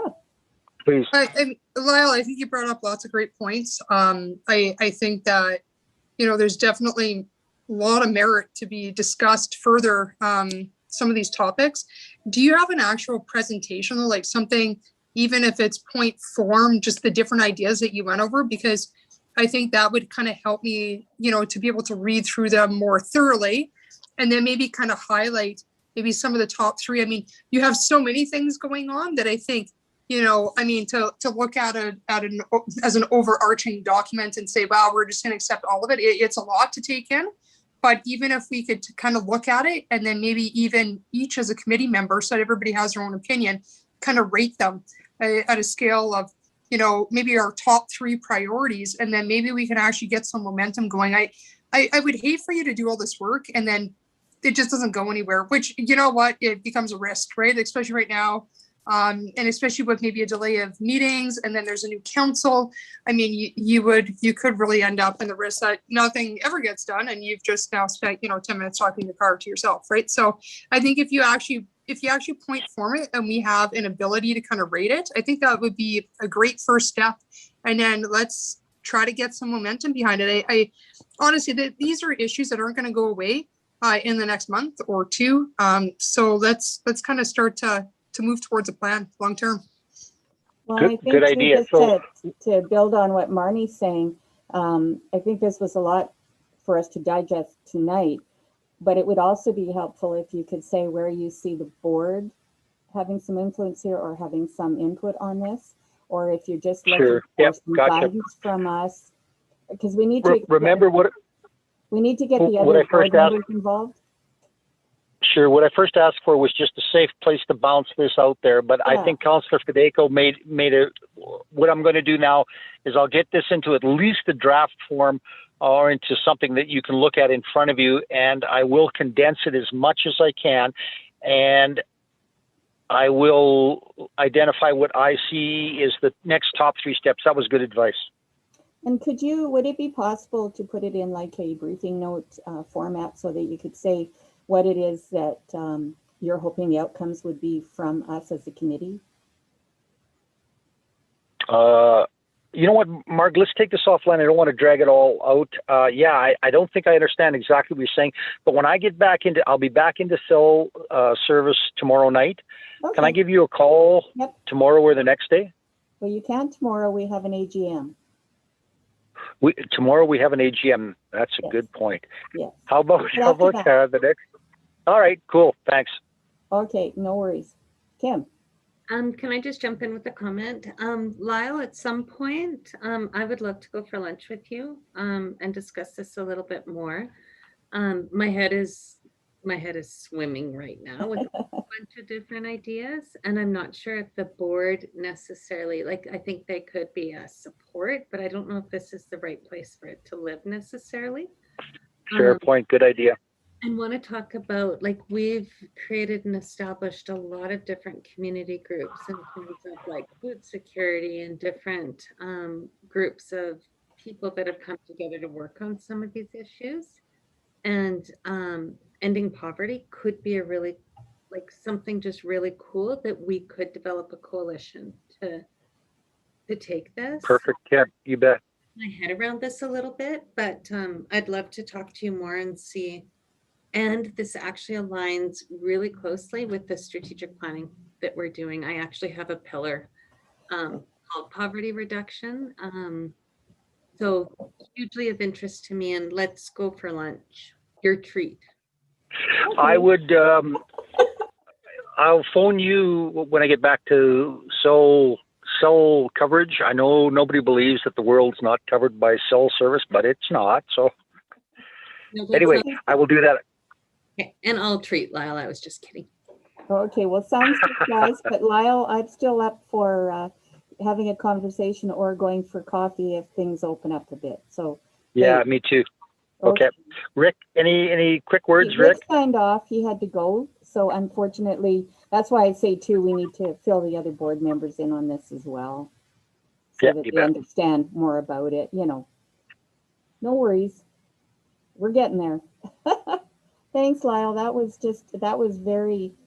a lot of information, but all good stuff. So thank you. So if everybody's good, we've got FCSS learning modules. I gather, Kim, Nicole, is there anything you wanted to update there? I went in and looked at it, guys. I played around with it a bit, and I did not find it as easy to navigate through as I would like to see some programs. That would be my basic feedback, and that may be me. I don't know. We can do it for now. Okay. So we'll go to the standing items, and I think the only one we really need to look at, except for social recovery, is the fundraising. And Kim, I know you were on the same meeting as I was with United Way. Sounds like a good idea. Not sure it's the right thing for Cochrane, but they're going to have some additional meetings now that they've invited us to give us more information on these 50-50 raffles. See, it's too late.